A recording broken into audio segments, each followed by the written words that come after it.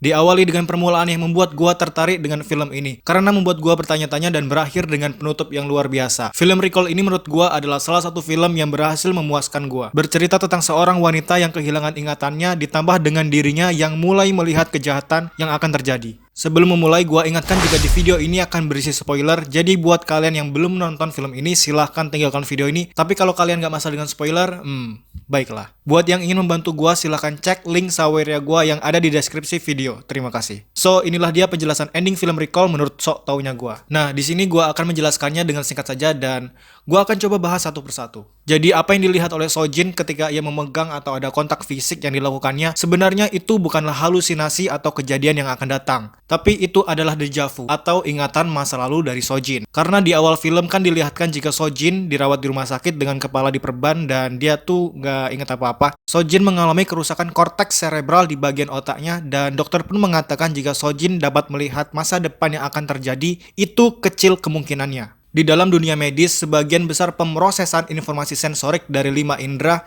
terjadi di korteks cerebral. Bagian otak ini merupakan yang paling berkembang dari seluruh bagian otak manusia dan bertanggung jawab dalam banyak kemampuan tubuh, termasuk berpikir, memahami, berbicara, memproduksi dan memahami bahasa, ingatan, perhatian atau kewaspadaan, kepedulian, kesadaran, organisasi dan perencanaan, pemecahan masalah, kemampuan sosial, fungsi motorik lanjutan, hingga mengambil keputusan. Nah, ini berkaitan dengan anak kecil perempuan yang sempat satu lift dengan Sojin. Sebenarnya anak kecil perempuan itu si Sojin sendiri, dan sempat tuh dia ada kontak fisik dengan si anak perempuan, terus si Sojin kayak ngeliat dia bakal ditabrak mobil.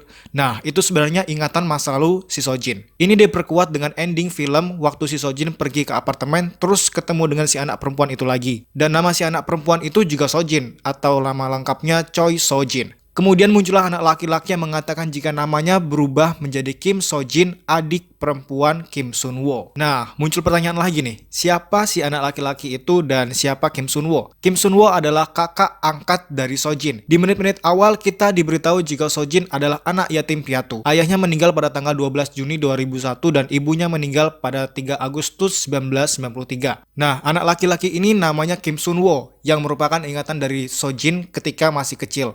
Dan dia adalah orang yang sama dengan pria yang mengaku sebagai suami dari Sojin.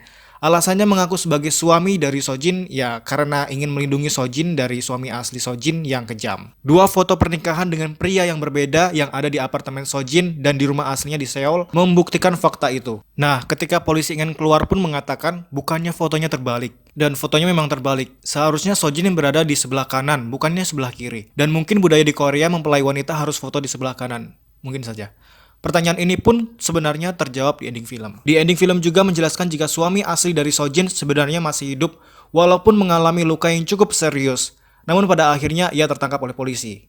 Di ending film ini juga kita dapat mengetahui jika wanita remaja yang sempat ia peringatkan adalah memori dari masa lalu Sojin sendiri yang disiksa oleh ayahnya yang ingin mempekerjakan Sojin di sebuah bar, yang kemudian ayahnya dibunuh oleh Kim Sunwo. Kemudian ada juga adegan yang memperlihatkan Sojin kecil yang dimana adalah anak kecil yang sempat ia lihat di lift masuk ke apartemen dan disambut oleh ibunya. Kemudian terjadilah ledakan, dan itulah yang menyebabkan kedua orang tua Sojin meninggal. Dan itulah penjelasan singkat ending film Recall menurut sok taunya gua. Gua ingatkan buat yang ingin membantu gua bisa langsung cek Saweria gua yang ada di deskripsi video. Terima kasih. Sekian video gua kali ini, terima kasih yang sudah menonton video ini. Mohon maaf apabila ada salah kata, tetap jaga kesehatan, selalu pakai masker kalau keluar rumah, tetap jaga jarak, cuci tangan sebelum dan sesudah melakukan aktivitas. Sampai jumpa di lain video. Terima kasih dan jangan lupa bertobat.